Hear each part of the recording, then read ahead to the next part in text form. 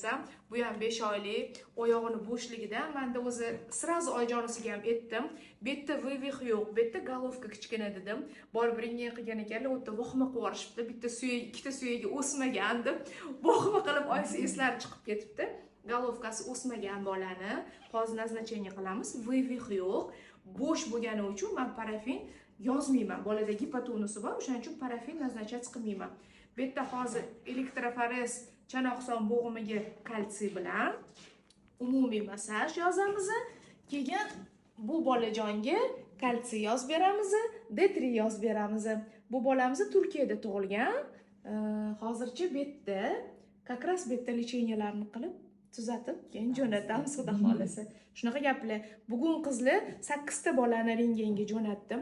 O'shandan 6 tasini oyog'i chiqqan, qolganlarini golovkasi yo'q chiqdi. Oyog'i chiqqanlarni hammasini ortopedimiz Umid Baxtiyorovga Sebzorga yubordim. Какая я молодец.